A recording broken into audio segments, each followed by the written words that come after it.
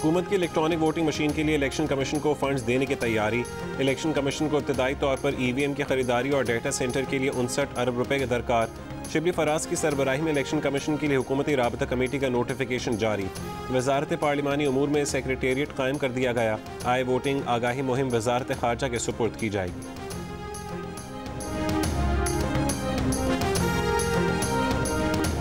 वफाकी वजीर शिबली फराज ने दूसरे वफाकी वजीर फवाद चौधरी को झुठला दिया।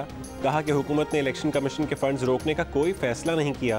काबीना में उस पर सिर्फ बात हुई और तब हुई जब वजीर आजम नमाज पढ़ने गए हुए थे। जियो न्यूज़ के प्रोग्राम कैपिटल टॉक में बातचीत। मुस्लिम लीग नून के मोहम्मद जुबैर की तनकीद। बोले कि ये इंतहाई संजीदा मामला है कि वजीर आजम की गैर मौजूदगी में काबीना फैसले कर ले और वजीर आजम को पता भी ना हो।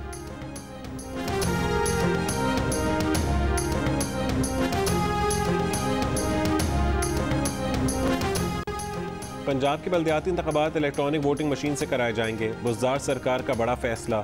वोटिंग मशीन को नए बल्दियाती कानून का हिस्सा बनाकर मंजूर करवाया जाएगा, लेकिन हुकूमत की इत्तेहादी मुस्लिम लीग काफ आड़े आ गई। साफ साफ कह दिया कि देहात को नज़रअंदाज करने वाले कानून को वोट नहीं दिया जाएगा। हुकूमत और काफ लीग के मुज़ाकरात में डेड लॉक आया। पंजाब हुकूमत मुश्किल में आ गई। पंजाब इलेक्शन कमीशन ने भी बुज़दार हुकूमत को खबरदार कर दिया कि एक हफ्ते में कानून साजी ना की गई तो मौजूदा कानून के तहत बल्दियाती इंतखाबात का ऐलान कर दिया जाएगा।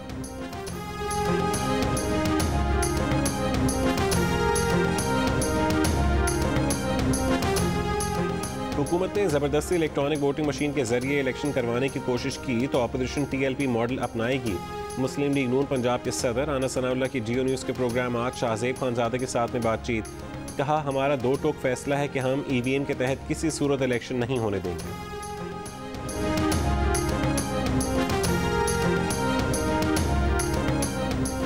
सिंध में गैर कानूनी रिहायशी तामीरात रेगुलराइज करने का ऑर्डिनेंस तैयार हो गया। गवर्नर सिंध को भेज दिया गया।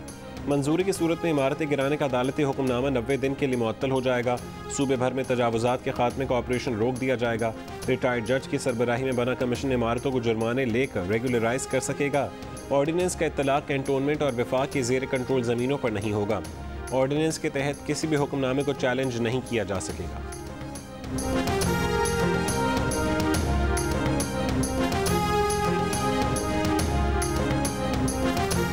कराची के इलाके फेडरल बे एरिया में होटल और दुकान पर डकैती। मज़ाहमत पर फायरिंग से एक शख्स हलाक। डाकुओं की फायरिंग से 2 अफराद जख्मी भी हुए।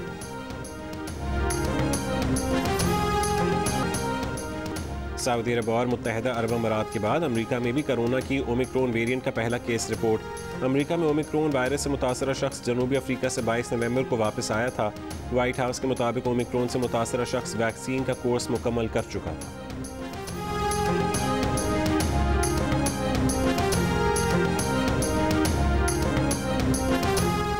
और मुत्तहिदा अरब अमारात के 50 साल मुकम्मल होने पर जश्न मनाने के लिए दुबई एक्सपो 2020 ने अपने दरवाजे अवाम के लिए खोल दिए।